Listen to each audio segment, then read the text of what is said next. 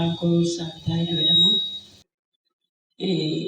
Diddamarraa na dhukkuba ture. Mana qorichaa dhaqeen karaa mana qorichaa achi as dhufe. Yeroo dhufuu asitti bahee naa kadhattanii sammuu koo kanarraa na gubasii na dhaatas iddoo tokkicha malee immoo hunda mataa koo deeme. Laaddanumarraa laagaa koo keessatti immoo asii gadi na dhukkubaa. Isinaafis naa galuu didee baqqaatii mana qorichaas dhaqeeraa qorichas fudhadheeraa na fayyaduu hin dandeenye.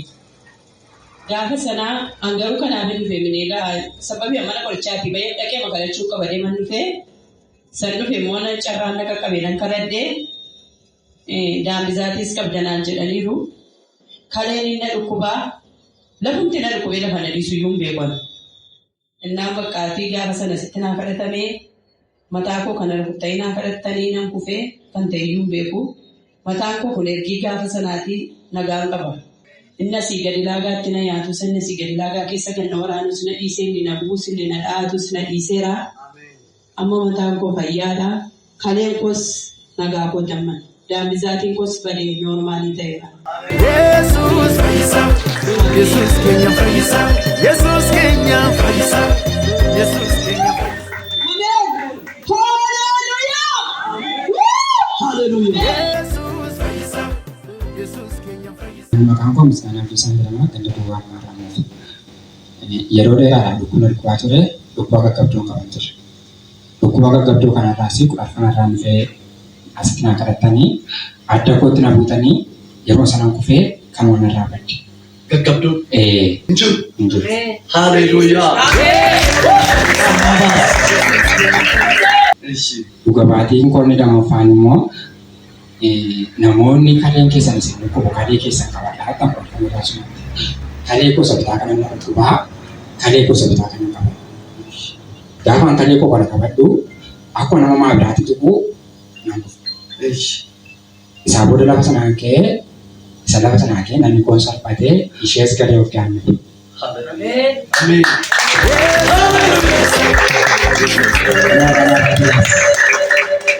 Dhuga baatiin koonni sadaffaan immoo dhibee neerbiin qabamus. Neerbii? Isheen immoo wanta ho'aa fi wanta akka barbaree fa'aa kan arraba na gubsiifti. Lammaffaa immoo miila koo na keessa deemtee na cicciniiti. Ishees kudhaffaan irraas naa kadhattaniitu torban irraas dhufee sitti naa kadhattaniitu isheenis kanaan badde.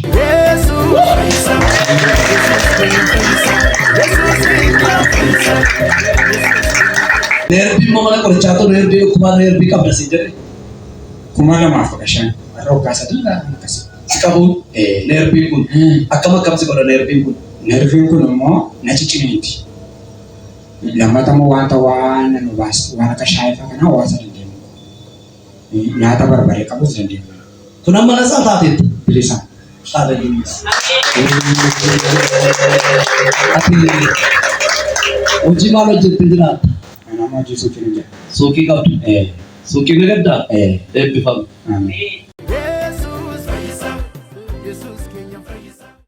Kudha furarraa addana mucaan koo taa'e kaardii bite. Kaardii bitee galtanii sagalee misiraachooti illee keessu addan. Kaardii sanaanii birrii naannoo 200 manaan kun namaaf dhiqeessee. Namni sun immoo sirrii irraa kaasuun dide.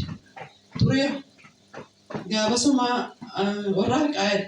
Oo kanaan sagalee misiraachoo dhageessaati kaardii kanatti guuttadhu mana raajifaatiin bitee dhufee. Shamee ergaa fuudheetti guuttatee saayita of keessa dabalee babal'uusaa. Birrii kee borganaman si ergaa iddoo biraan ture dhiifama naa godhee borganama isaa birrii isaa gasheef. Yesus fayyisa. Yesus keenya fayyisa. Yesus keenya fayyisa. Yesus keenya.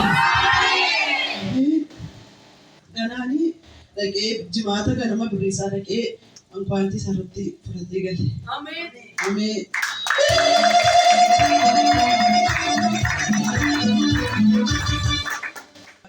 Lammaffaan immoo turee ji'a tokkoon ta'e dhukkubfatee illee fideen dhufe gaafa sana. Qixa sana ta'a. Gaafa sana wangeela sin lallabdanii kanuma isaati. Baay'ee birriin sanatti ta'u isaa keessan jiru. Ani lafa kana roon dhufu harka qullaa dhufu natti hin tolu. Yoon bishaan qabeeni sooftii qabadhee dhufe malee takkaanatti hin tolu yoon dhufe lafa kana. Isa booddee dhufee furtaamichaa kiisii koo keessa jira. Ganama kee dhukkubee mana kiimii ciibsee zuurii lamaffaa ciibseetti dhukkubsaa sargamuu didi.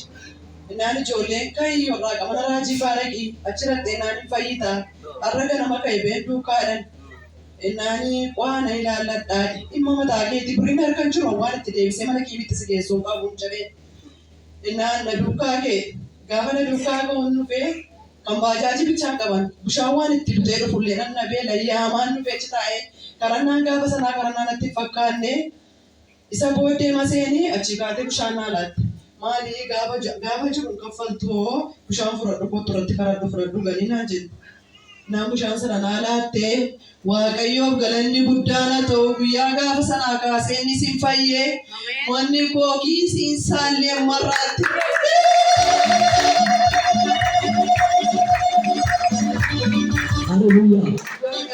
Itti guyyaa gaafa sana rakkinni tokko mana koo hin jiru yoo lafa kana dhufeellee bishaan koo qabadhee maal jedheen dhufa Waaqayyoon naa galateeffadha. Waaqayyoon lafa kanatti waan baay'ee naa godhe. Ani yoona nama du'e waa'een koo raanfatameedha. Yoona waa'een koo raanfatame nama si gidduu taa'u yoo hinan dhugaadha nama hundatti keessan immoo na beektu Waaqayyoon irraan nagee lafa kanatti waan gurguddaa naa godhe. Waaqayyoon amma dura deebi'aa naa galateeffadha.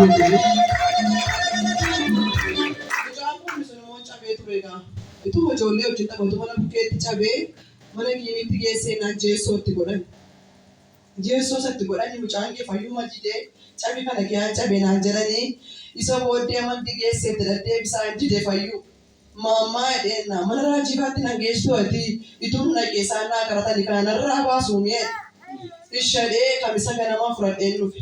Yeroo dhufuun karattanii fi galiiti irraa baasii dinqee dhugabaatii modeebii kottuu naan jettanii. Guyyaa masanaa galee narraa himaammaa canaa konaa galeera.